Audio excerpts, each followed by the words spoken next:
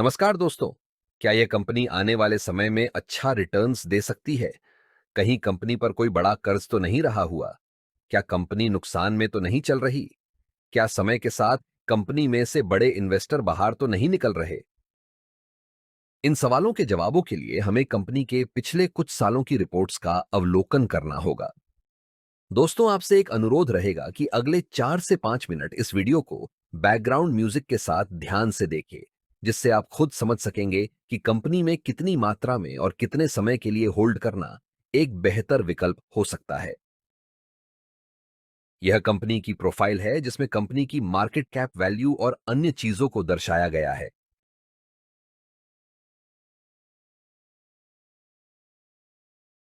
Company के stock की value में होने वाले बदलाव को ग्राफ के माध्यम से देख सकते हैं और इससे अंदाजा लगाया जा सकता है कि कंपनी के स्टॉक वैल्यू में कितना फेरफार हुआ है।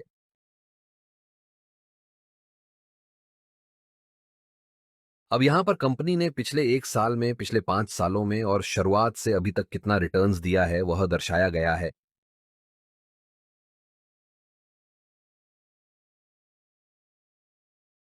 दोस्तों, अब हम कंपनी की फाइनेंशियल रिपोर्ट को देख लेते हैं कि कंपनी कितना रेवेन्यू और प्रॉफिट बना पा रही है। क्योंकि कंपनी को आगे बढ़ने के लिए अच्छा प्रॉफिट बनाना भी जरूरी होता है, तो नीचे की रिपोर्ट पर ध्यान दे।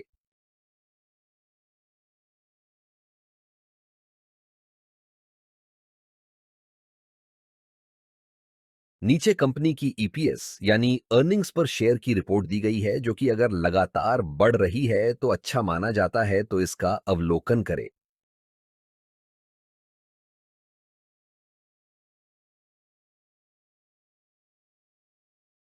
नीचे कंपनी की डीपीएस यानी डिविडेंड पे आउट रेशियो को दर्शाया गया है।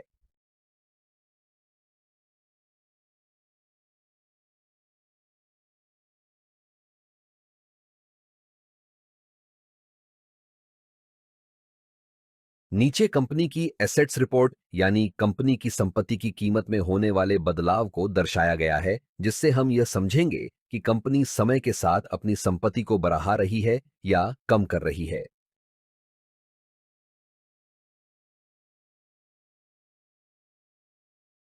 नीचे कंपनी की कैपिटल एक्सपेंडिचर्स की रिपोर्ट को दर्शाया गया है, जो अगर समय के साथ बढ़ता है तो यह कंपनी की ग्रोथ के लिए अच्छा माना जाता है।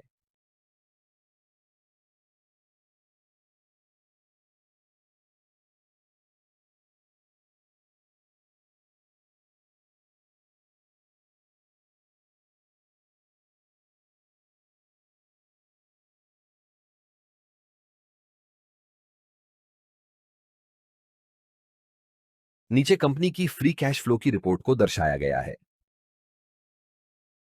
नीचे कंपनी के द्वारा दिए गए पिछले 5 डिविडेंड की रिपोर्ट्स का अवलोकन करें और जाने कि कंपनी डिविडेंड के मामले में कैसी रही हुई है।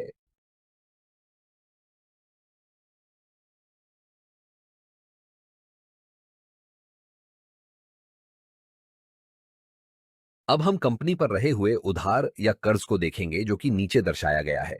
अगर यह समय के साथ कम हो रहा है तो अच्छा माना जा सकता है, पर अगर लगातार बढ़ रहा है तो वह अच्छा संकेत नहीं माना जाता।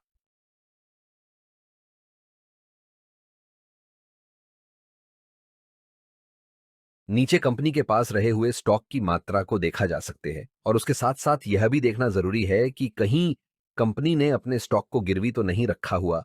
अगर रखा भी है तो कितनी मात्रा में रखा गया है। कंपनी में म्यूचुअल फंड्स के द्वारा की गई होल्डिंग को नीचे दर्शाया गया है।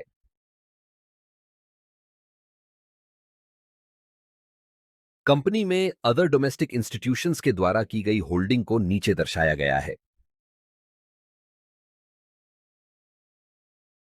कंपनी में फॉरेन इंस्टीट्यूशंस के द्वारा की गई होल्डिंग को नीचे दर्शाया गया है। कंपनी में रिटेल और अन्य के द्वारा की गई होल्डिंग को नीचे दर्शाया गया है। पिछली रिपोर्ट्स के अनुसार कंपनी में बड़े इन्वेस्टर्स कितनी मात्रा में रहे हुए हैं, उसके हिसाब से यहां हम रेटिंग देंगे। क्योंकि अगर कंपनी में ज्यादा मात्रा में बड़े इन्वेस्टर्स रहे हुए हैं तो वह एक अच्छा संकेत माना जाता है, और अगर न के बराबर ही रहे हुए हैं तो वह एक अच्छा संकेत नहीं माना जाता। यह कंपनी के टॉप कॉम्पिटिटर्स को दर्शाया गया है।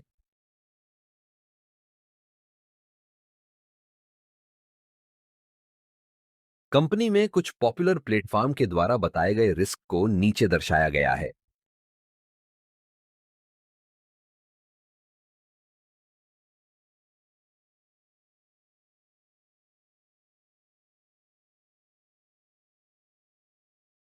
ऊपर की सभी रिपोर्ट्स का अवलोकन करने के बाद 5 स्टार में से दी गई रेटिंग को नीचे दर्शाया है, जो आपको कुछ निर्णय लेने में मदरूप हो सकते हैं। तो आपको इस कंपनी के स्टॉक के बारे में क्या कहना है? हमें कमेंट जरूर करें।